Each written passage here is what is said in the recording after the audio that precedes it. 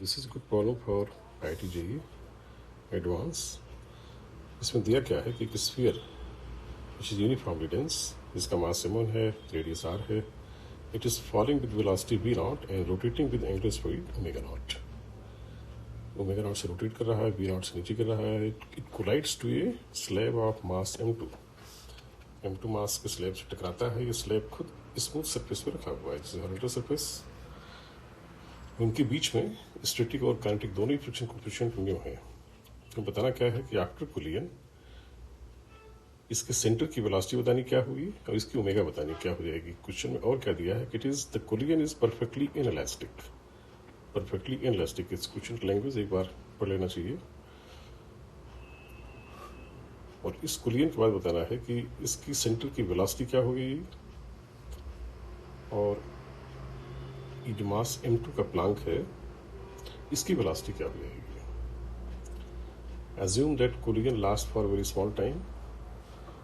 और फिर इसमें एक पार्ट और बताना है कि अगर कोलिजन के उस शॉर्ट इंटरवल के बाद यहाँ पर स्लिपिंग खत्म हो जाए, यानी यहाँ रोलिंग होने लगे स्फीयर और प्लांक के बीच में, स्लिपिंग खत्म हो जाए कोलिजन के जस्ट बाद, तो म्यू की वैल्यू बाकी जो पैरामीटर दिए गए हैं omega naught, v not, mass m1 m2 और r की, उनकी टर्म से म्यू क्या आना चाहिए। Let us see the solution. इस सॉल्यूशन में सबसे पहले हमें ध्यान देना होगा कि परफेक्टली इनइलास्टिक कोलिजन है। इसका इफेक्ट क्या होगा कि जिनके बीच कोलिजन होता है उनके बीच सेपरेशन बाद में नहीं होगी, यानी स्फीयर जो है इस प्लांक से बाउंस बैक नहीं करेगा, इससे अलग नहीं होगा टक्कर के बाद।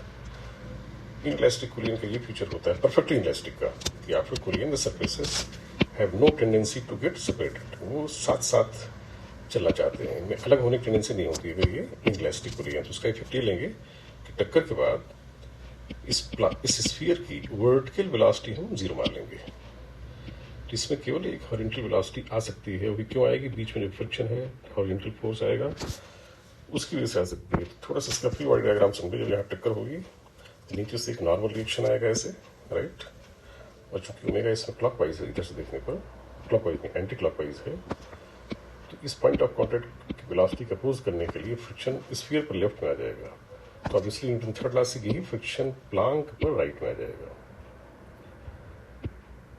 स्फीयर पर फ्रिक्शन लेफ्ट में आ जाएगा और प्लांक पर फ्रिक्शन राइट में आ जाएगा। स्फीयर पर और इम्पैक्ट एक फोर्स आएगा एंड वर्टिकल।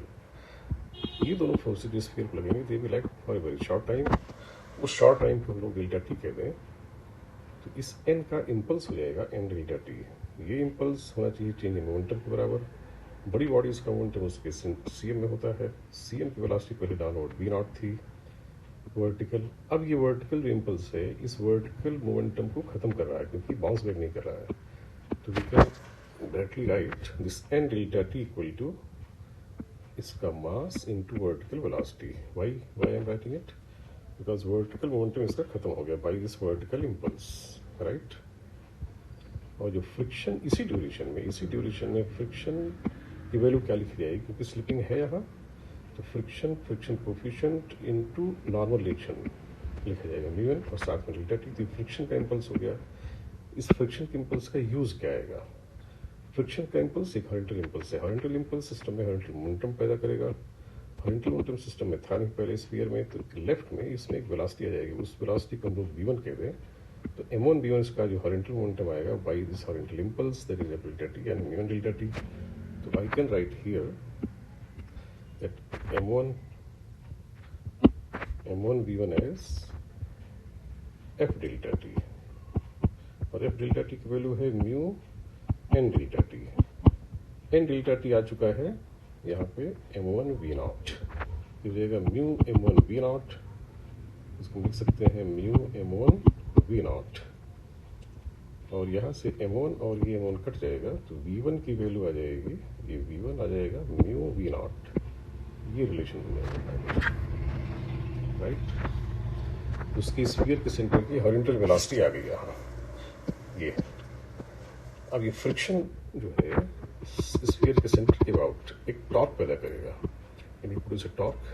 तो ये टॉर्क ऑब्वियसली ओमेगा पे रिड्यूस करने के लिए आ रहा है। ओमेगा एंटी क्लॉकवाइज है, फ्रिक्शन पे टॉर्क क्लॉकवाइज है। सीएम के अबाउट एन कोई टॉर्क नहीं पैदा करेगा। इसकी टॉर्क में बात करूँ उसके पहले एक चीज़ और यहाँ बता दें कि जो वर्टिकल इम्पल्स है, मैंने वेट को अकाउंट फॉर नहीं किया है, वेट भी वर्टिकली लग रहा है। तो वेट का इम्पल्स मैंने क्यों नहीं लिया यहाँ, क्योंकि weight is a finite force. Finite force का इम्पल्स शॉर्ट टाइम में नेग्लेक्ट कर देंगे, क्योंकि N will be very large. तो एन डेल्टा टी जब क्वांटिटी होगी तो वेरी ह्यूज, क्योंकि N will be impact force, और एम जी डेल्टा टी इसके कंपेरिजन में नेग्लेक्ट हमेशा किया जाएगा। कोलियन की प्रॉब्लम में रखनी चाहिए कि जहाँ भी फाइनाइट फोर्सेज में जब तक कि कहा ना जाए उनके इम्पल्स को हम लोग नेग्लेक्ट करते रहेंगे। This is very important concept, और इसमें कन्फ्यूजन रहता है normally why it is not considered. तो इसलिए नहीं कंसिडर होता कि इज फाइनाइट, ऐसे कोई फाइनाइट क्वांटिटी से 1000, इसको हम अगर क्वांटिटी टेंडिंग टू जीरो से मल्टीप्लाई करेंगे जीरो आ जाएगा। लेकिन अगर इन्फिनाइट को हम जीरो से मल्टीप्लाई करें तो zero, we cannot see zero आएगा। Infinite by I am taking infinite because impact force is very large tending to infinity. Infinity into zero we can't see, may be finite. तो अब देखते हैं कि friction के torque का effect क्या होगा। फ्रिक्शन के टॉर्क का इफेक्ट ये होगा, फ्रिक्शन का टॉर्क आएगा एफ आर, और फिर उसका इम्पल्स लेंगे। फ्रिक्शन के टॉर्क इम्पल्स को कहेंगे angular impulse, F R delta T, F R delta T, F R delta T. This is torque का इम्पल्स, यानी एंगुलर इम्पल्स। एंगुलर इम्पल्स क्या करता है, ये एंगुलर मोमेंटम को चेंज करता है। एंगुलर मोमेंटम रोटेटिंग बॉडी का सी एम क्यू आउट, क्योंकि एंगुलर मोमेंटम में सी एम क्यू आउट लेना है। C M Q out angular momentum लिखा जाता है I omega, I about C M into omega. Sphere है, इसका ये हुआ 2/5 ऑन m1r स्क्वायर। वो पहले ही ओमेगा ओमेगा नॉट है, बाद में मान लो ओमेगा रह गया ये घटते हुए। तो इतना रिडक्शन हुआ एंगुलर मोमेंटम में। ये रिडक्शन आएगा due to angular impulse. Angular impulse कहाँ से आएगा, by torque of friction. Friction का टॉर्क बाई डेल्टा टी, ये एंगुलर इम्पल्स हुआ। एफ डेल्टा टी हम लोग पहले लिख चुके हैं। एफ डेल्टा टी की वैल्यू आई थी, एफ डेल्टा टी आया था म्यू एन डेल्टा टी, और म्यू एन था, सॉरी एन डेल्टा टी था m1 v नॉट। तो ये था mu N m1 v not. We can write it here, mu m1 v not. और यहाँ से ये m1 कैंसिल हो जाएगा, सॉरी यहाँ r भी आएगा, r छूट गया, तो r विल बी देयर, एक r से r कैंसिल हो जाएगा, m1 से 1 कैंसिल हो जाएगा। यहाँ राइट साइड बचेगा mu V not. Mu V not is equal to 2/5 omega not minus omega. तो पहले रीअरेंज करके इक्वेशन ये बन जाएगी। तो from here we have the final angular velocity. किस समय, जब कोलिजन खत्म हो जाएगा for a very short time. तो कोलिजन खत्म होने के बाद ओमेगा इसकी आ गई स्फीयर की, इसके सेंटर की वेलोसिटी यहाँ आ गई mu N into V not. और अब देखते हैं, कभी तक हम लोगों ने स्फीयर के सेंटर की वेलोसिटी हॉरिजॉन्टल निकाल ली, वर्टिकल तो जीरो हो जानी है, v1 म्यू वी नॉट।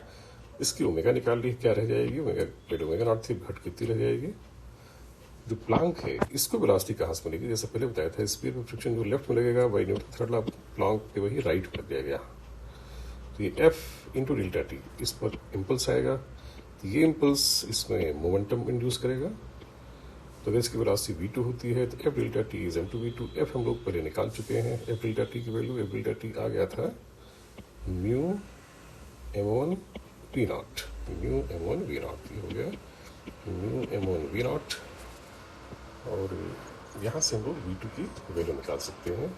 तो v2 की वैल्यू आ जाएगी, v2 की वैल्यू आ जाएगी mu v not upon mu m1 v not upon m2। v2 की वैल्यू आ जाएगी, v2 की value we can right, v2 यहाँ से आ जाएगा mu V not m1 by m2, ये v2 आ जाएगा प्लांक की वेलोसिटी। अब इसमें मैंने एक पार्ट और पूछा है कि if rolling is established immediately after the collision, तो म्यू की वैल्यू बतानी है। तो रोलिंग की सिंपल एक कंडीशन होती है कि पॉइंट ऑफ कॉन्टैक्ट, जो दो बॉडीज आपस में टच करती हैं जहां, वहां स्लिपिंग नहीं होगी, तब जब उनकी वेलोसिटी सेम होगी। इसका मीनिंग क्या है, जैसे प्लांक यहाँ पे है, प्लांक की वेलोसिटी राइट में आ गई है v2, हम देख सकते हैं प्लांक की वेलोसिटी राइट में आई है ये v2। तो इसके सेंटर की वेलोसिटी लेफ्ट में आई है v1, और ओमेगा एंटी क्लॉकवाइज फाइनली है ओमेगा, इसकी लेफ्ट में वेलोसिटी है v1, और ऐसे है ओमेगा रेडियस से आज। रोलिंग की कंडीशन क्या होगी, ये जो पॉइंट है ये और ये, इनकी वेलोसिटी सेम होनी चाहिए। तो सुपरपोजिशन मेथड से रिजिड बॉडी की वेलोसिटी का कॉन्सेप्ट यूज किया जाए तो velocity of point P point of contact हो जाएगा। अगर मैं राइट में लूँ तो omega R minus v1 due to rotation, इसकी वेलोसिटी होगी ओमेगा आर, और ट्रांसलेशन की वजह से पीछे जाना चाहेगा v1 से, तो ये नेट हो जाएगी। और इसी को हम इक्वेट करेंगे, दूसरा जो पॉइंट ऑफ कॉन्टैक्ट है इसकी वेलोसिटी वो है v2, तो omega R equal to v1 plus v2, तो omega equal to v1 plus v2 by R, right. और v1 v2 हम लोग पहले निकाल चुके हैं, तो इनको यहाँ रिप्लेस कर दें, v1 को यहाँ से रिप्लेस कर दें, v2 को यहाँ से रिप्लेस कर देंगे इस इक्वेशन में, तो म्यू हमें एक तरफ करके मिल जाएगा ये वैल्यू। तो म्यू यानी इस फ्रिक्शन कोफिशिएंट स्फीयर और प्लांक के बीच में अगर इतना है तो इसी कोलिजन के बाद स्फीयर उस प्लांक पर रोल करता हुआ दिखेगा। और इस एक्सप्रेशन को हम देख सकते हैं कि जो म्यू आ रहा है दोनों मासेस के रेशियो पर, जो इसकी स्फीयर की दो तरह की वेलोसिटीज थी ओमेगा और translational V not, omega not and V not, इनके रेशियो पे डिपेंड कर रहा है। तो ऑब्वियसली डायमेंशनलेस होना चाहिए, भी क्रॉस चेक कर लें, ये डायमेंशनलेस क्वांटिटी है, यहाँ भी डायमेंशनलेस है, इसमें कोई फ्ला नहीं है, unit wise it should be A correct answer. So this is very simple but good question for IT. इसमें और पूछा किया जा सकता है कि इस इम्पैक्ट में कुल कितनी एनर्जी लॉस हुई है।